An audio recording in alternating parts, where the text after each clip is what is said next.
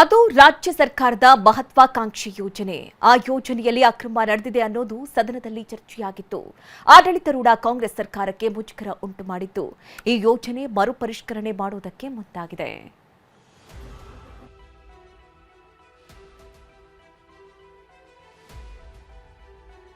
ಗೃಹಲಕ್ಷ್ಮಿ ಯೋಜನೆಯಲ್ಲಿ ಭಾರೀ ಅಕ್ರಮದ ಆರೋಪ.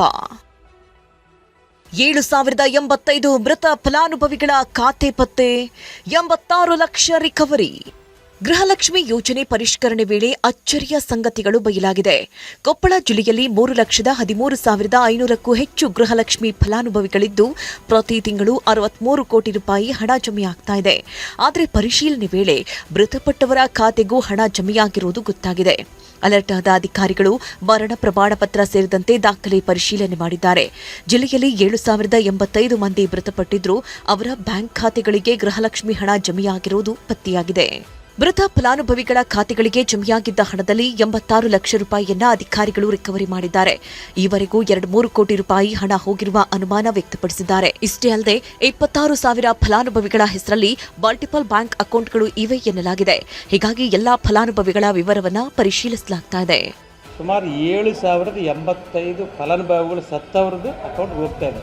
ಆದರೆ ಯಾರು ಕೂಡ ಇಲ್ಲ ನಮ್ಮ ಮನೆಗೆ ಈ ರೀತಿ ನಮ್ಮ ಯಜಮಾನರು ತೀರ್ಕೊಂಡಿದ್ದಾರೆ, ನಮ್ಮ ಗೃಹಲಕ್ಷ್ಮಿ ಕ್ಯಾನ್ಸಲ್ ಮಾಡಂತೇಳಿ ಯಾರು ಕೂಡ ಸಿಂಗಲ್ ಫಲಾನುಭವಿ ನಮಗೆ ಅರ್ಜಿ ಕೊಟ್ಟಿಲ್ಲ.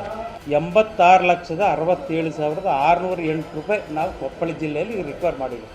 ಸುಮಾರು 26,000 ಫಲಾನುಭವಿಗಳು ಮಲ್ಟಿಪಲ್ ಅಕೌಂಟ್ಸ್ ಇದೆ.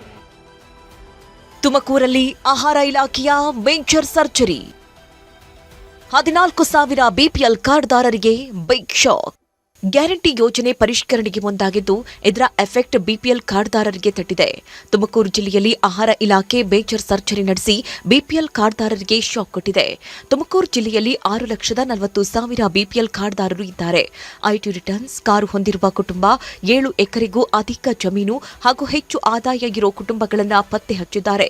ಈ ಅಂಕಿಅಂಶ ಆಧರಿಸಿ ಜಿಲ್ಲೆಯಲ್ಲಿ 14,000 ಬಿಪಿಎಲ್ ಕಾರ್ಡ್ಗಳನ್ನು ರದ್ದು ಮಾಡಲಾಗಿದೆ. ಕೆಲವೊಬ್ಬರು ಇನ್ಕಮ್ ಟ್ಯಾಕ್ಸ್ ಪೇ ಮಾಡಿರ್ತಾರೆ, ಅವರು ಫೈಲ್ ಮಾಡಿದ್ದಿರುತ್ತೆ. ಆಮೇಲೆ 4 ವೀಲ್ ಅಂದರೆ 4 ಚಕ್ರ ವಾಹನ ಸ್ವಂತವಾಗಿ ಹೊಂದಿರ್ತಾರೆ. ಅದ್ರ ಜೊತೆಯಲ್ಲಿ 7.5 ಎಕರೆ ಜಮೀನು ಮೇಲೆ ಹೊಂದಿದವರು. ಸೊ ಇಂಥವ್ರನ್ನೆಲ್ಲ ನಾವು ಅದೇನು ಪಟ್ಟಿ ಬಂದಿದೆ ಅದ್ರ ಪ್ರಕಾರ ನಾವು ತೆಗೆದಿದ್ದೀವಿ. ಸರ್ಕಾರ ಗ್ಯಾರಂಟಿ ಯೋಜನೆಯ ಆರ್ಥಿಕ ಹೊರೆ ಕಡಿಮೆ ಮಾಡಲು ಪರಿಷ್ಕರಣೆ ನಡೆಸ್ತಾ ಇದೆ.